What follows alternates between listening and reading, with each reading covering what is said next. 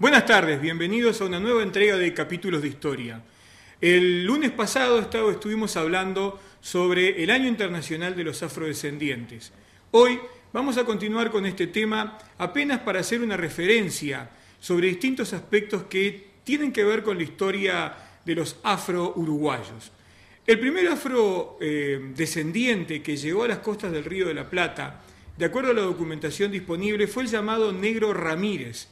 Era uno de los marinos de la expedición de John Díaz de Solís,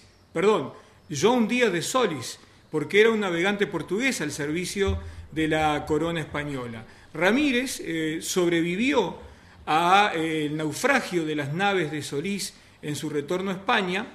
Años después fue rescatado por otra expedición naval española, consiguió retornar a España y allí contar todas las peripecias y las aventuras que había tenido acá en América.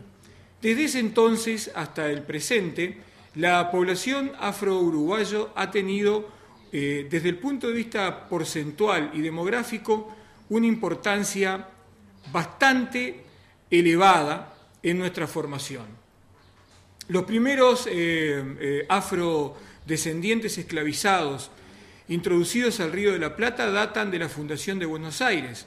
Ya en 1602, Hernando Arias de Saavedra, gobernador de Buenos Aires, denunciaba frente al rey de España que el gran negocio de estas tierras era el contrabando de negros esclavos introducidos por los portugueses desde las costas de África. Y esto nos tiene que llamar la atención a un fenómeno económico muy interesante. Estamos acostumbrados a identificar el desarrollo económico del Río de la Plata y particularmente del territorio uruguayo basado en la ganadería. Sin embargo, es muy importante decir que hasta 1778 el principal negocio del patriciado bonaerense y del patriciado montevideano fue el contrabando de esclavos. En segundo lugar, la venta de cueros. ¿A qué se debe esto? Fundamentalmente que hasta ese momento los cueros no tenían un mercado internacional de consumo, como van a pasar a tenerlos como resultado del desarrollo de la Revolución Industrial en Inglaterra y como resultado de la aplicación de una serie de medidas de los reyes españoles que se denominaron pragmática de libre comercio. ¿Qué significaba esto? Que el puerto de Montevideo y el puerto de Buenos Aires podían comercializar en forma directa con los puertos españoles y con otros puertos americanos. ¿Qué productos? El cuero. Por lo tanto, a partir de ese momento, la ganadería realmente pasa a tener un protagonismo central.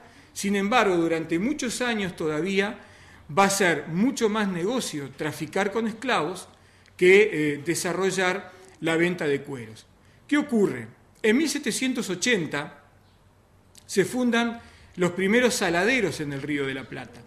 Los primeros saladeros en Pelotas, en Montevideo, en Colonia y también en Buenos Aires, que empiezan a producir en una escala industrial, por llamarlo de alguna manera, le venden, abastecen la flota inglesa, abastecen la flota española, le venden a Brasil y le venden a Cuba.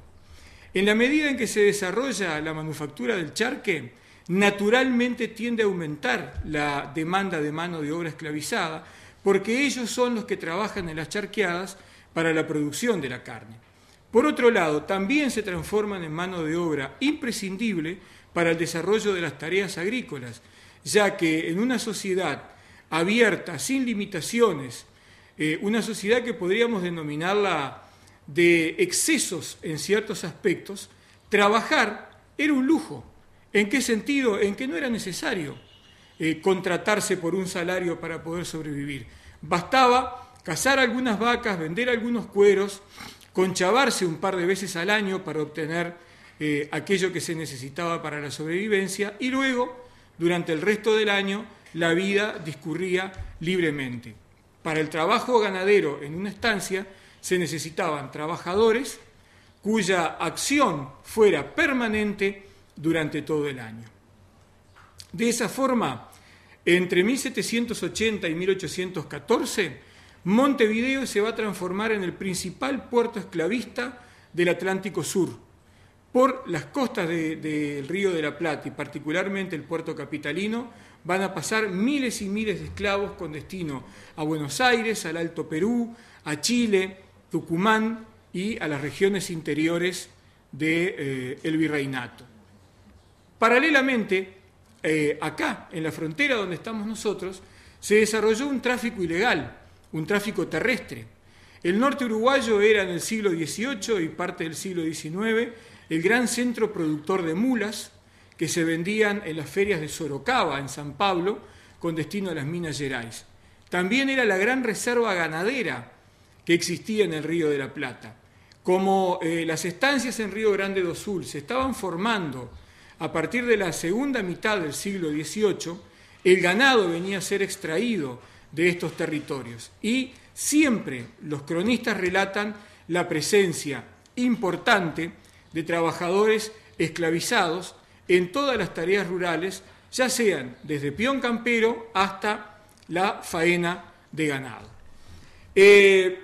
Cuando Carlos Federico Lecor invade el territorio uruguayo en la llamada Segunda Invasión Portuguesa de 1816 y derrota a las tropas artiguistas, se abre un nuevo ciclo de intensificación del tráfico negrero.